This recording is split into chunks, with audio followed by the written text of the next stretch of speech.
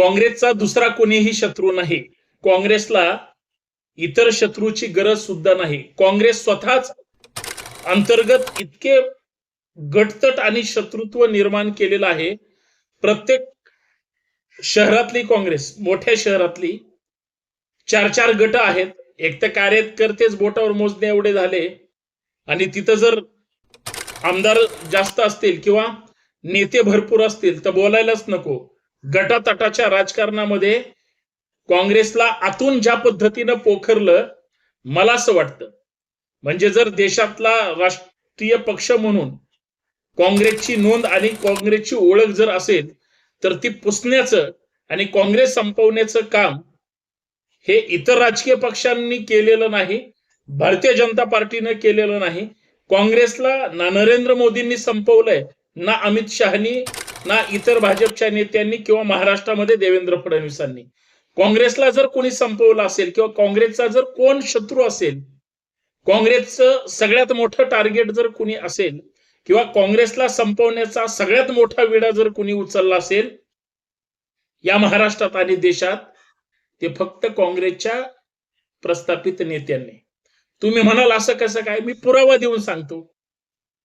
म्हणजे जी काँग्रेस भाजपच्या विरोधात सक्षमपणे उभी राहिली पाहिजे, विरोधात लढली पाहिजे, त्याच काँग्रेसच्या ज्येष्ठ इतर नेत्यांनी आपली शक्ती काढून घेऊन किंवा काही लोकच भाजप सोबत जाऊन काँग्रेस तशी ही खिळखिळी केली. बरं, एखादा नेता दुसऱ्या पक्षात जातो, एकटा जात नाही, अजून 4-6 कार्यकर्ते घेऊन जातो. बरं, जे गेले त्यांचा विषय सोडून द्या. जे आता आहेत त्यांनी तरी काँग्रेस टिकवली पाहिजे, त्यांनी तरी काँग्रेसला बळ दिलं पाहिजे. अजिबात नाही. काँग्रेसला संपवण्याची पूर्ण तयारी काँग्रेसच्याच नेत्यांनी केलेली आहे. याचा ढळढळीत पुरावा मी तुम्हाला या व्हिडिओच्या माध्यमातून देईल. हा एक रेफरन्स आहे. मी 2 ठिकाणच्या घटना आणि थोडासा संदर्भ देईल, कारण मला तिथल्या बजबजपुरीमध्ये अडकायचं नाही. पण या भातावरून म्हणजे शीतावरून भाताची परीक्षा जी पाहिली जाते, तो भात कसा जरी असला, शीत किती महत्वाचं आहे याच्यावरून सगळ्या गोष्टी कळतात. मग याचा त्रास राहुल गांधी पर्यंत, सोनिया गांधी पर्यंत किंवा मल्लिकार्जुन खरगे ते राज्याचे अध्यक्ष म्हणजे सपकाळ साहेबांपर्यंत कदाचित सगळ्यांना तो फटका बसतोय. मग तो कसा, या सगळ्या मुद्द्यांना चर्चा करू. त्या अगोदर मित्रांनो, सर्वांना नमस्कार. जय जाऊ जय शिवराय. मी पुण्यातून ॲडव्होकेट संतोष शिंदे. आपल्या सर्वांचं संतोष शिंदे ऑफिशियल या आपल्या हक्काच्या युट्यूब चॅनलवर मनपूर्वक हार्दिक स्वागत करतो. विनंती एवढीच आहे, हा व्हिडिओ जास्तीत जास्त शेअर करा, हा व्हिडिओ शेवटपर्यंत पहा. नवीन असाल तर हे चॅनल तुम्ही जाणीवपूर्वक सबस्क्राईब करा. इतर व्हिडिओ सुद्धा जाणीवपूर्वक पाहायला हरकत नाही. सध्या माझे बरेच व्हिडिओ लोकांपर्यंत पोहोचत नाहीत, पोहोचवले जात नाहीत. काहीतरी तांत्रिक अडचणी निर्माण केल्या जातात.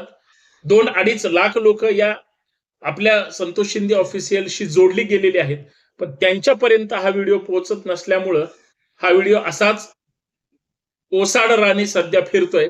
म्हणून तुमची एक कमेंट अपेक्षित आहे, एक लाईक अपेक्षित आहे, कमेंट अपेक्षित आहे आणि तुम्ही शेअर केलं तर खूप चांगलं होईल.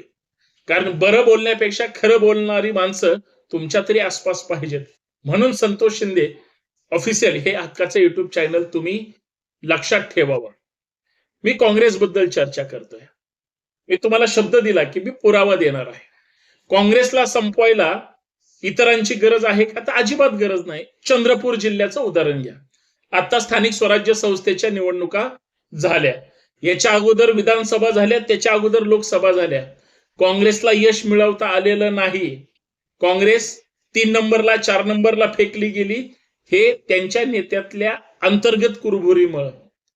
बर, लोकसभा जाऊ द्या, विधानसभा जाऊ द्या, लोकसभेमध्ये सुद्धा ज्या पद्धतीचं यश अपेक्षित होतं, खरं तर कदाचित काही अंशी लोकांनी ठरवलं म्हणून मिळालं सुद्धा, पण काँग्रेसच्या नेत्यांमुळे मतदान पडलेलं नाही.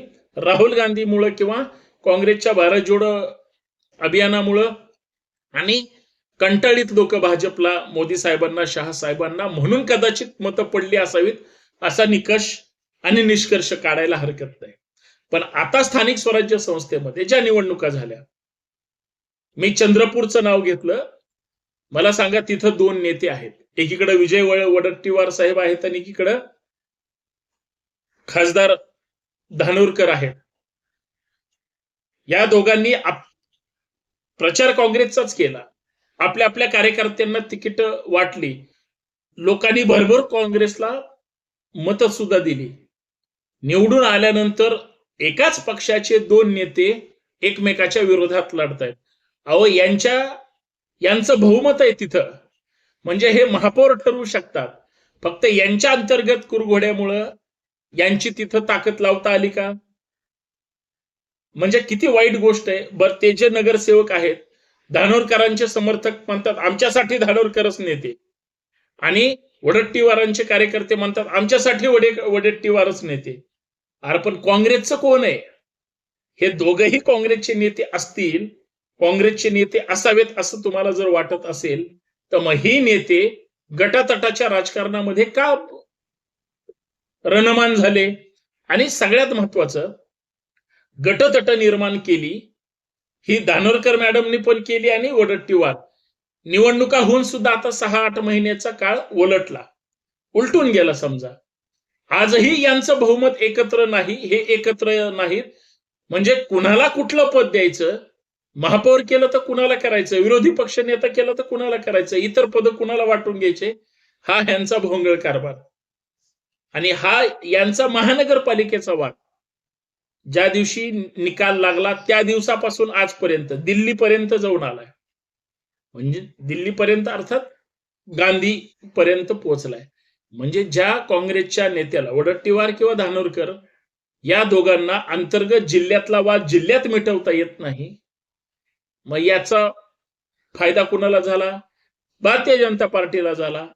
भारतीय जनता पार्टीचा महापौर झाला तिथं. त्यांनी बरोबर प्लॅनिंग करून ते केलं. अपयश कुणाला आलं? का ह्या नेत्यांनी ठरवून भाजपला सत्तेवर बसवायचं म्हणून हे सगळं केलं का? काय गडबड झाली मला माहित नाही. मला एवढंच माहितीये की वडट्टीवार विरुद्ध धानोरकर असा वाद चंद्रपूरमध्ये सुरू आहे. कशाला चंद्रपूरमध्ये काँग्रेस वाढेल? पुण्याचं उदाहरण सांगतो मी. पुण्याच्या काँग्रेसमध्ये इतके गटतट आहेत, कल्पना करू शकणार नाही.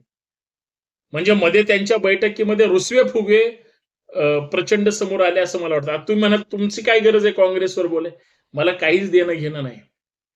पण माझं असं मत आहे की विरोधी पक्ष म्हणून जो सक्षमपणे म्हणजे सभागृहात आणि रस्त्यावर उतरून लढला पाहिजे, त्यांच्यातच अंतर्गत एवढी बंडळी आहे की यांना यांच्यापेक्षा दुसऱ्या शत्रूची गरज नाही. आणि मग जे चंद्रपूरमध्ये, तेच पुण्यामध्ये, मुंबईमधली काय वेगळी परिस्थिती? म्हणजे कल्पना करा, जर ठाकरेंसोबत काँग्रेस तिथं महापालिकेला एकत्र येऊन लढली असती, बिघडलं असतं का? असा काय दिवा लावला काँग्रेसने मुंबईमध्ये आणि मतं विभागली गेली. अन्यथा ठीक आहे, काँग्रेस हे उद्धव ठाकरेंसोबत, शिवसेनेसोबत सत्तेत आली असती, पण यांची ताकद तर वाढली असती. फायदा बरोबर भारतीय जनता पार्टीला. म्हणजे काँग्रेसच्या पराभवाची कारण हे भाजपचं जर यश असेल, त्यांचा फायदा असेल, तर मग हे सगळे वेड्यात काढतायत का लोकांना? लोक काही मूर्ख आहेत का हो? आणि म्हणून काँग्रेसचं हे जे गटातटाचं राजकारण आहे, याच्यातच ती जर संपत असेल, काय करावं त्या बिचाऱ्या राहुल गांधींनी आणि त्याच्या आसपासच्या लोकांनी?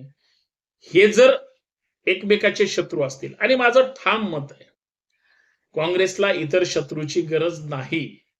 काँग्रेसच काँग्रेसची एवढी मोठी शत्रू होऊ पाहते सध्या की ते कधी लढू शकणार. म्हणून भारतीय जनता पार्टी आणि त्यांचे नेते एकदम सुसाट त्या ठिकाणी सुटले. त्यांना माहिती आहे आपले विरोधकच कुणी नाही. ना राष्ट्रवादी ठेवली, ना शिवसेना ठेवली.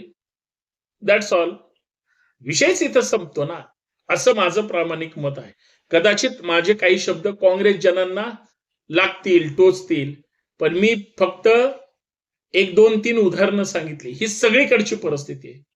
बरं, ह्यांच्यातले जे सरंजाम नेते आहेत, सामान्य लोकांमध्ये जायला तयार नाहीत, मिसळायला नाही, आणि बाकीचं तर सोडूनच द्या. आणि नवीन लोक यांच्याकडे येतील फक्त वरच्या मोठ्या नेत्याला बघून. बाकी यांच्यात काही कर्तृत्वच नाही. असं शुद्ध भाषेत सांगावं लागेल. हे मला या ठिकाणी मांडायचं होतं. खरं की खोटं तुम्ही सांगा. मी बोलतोय ते बरोबर आहे की नाही? कमेंट करून सांगा. धन्यवाद. जय शिवराय, जय महाराष्ट्र.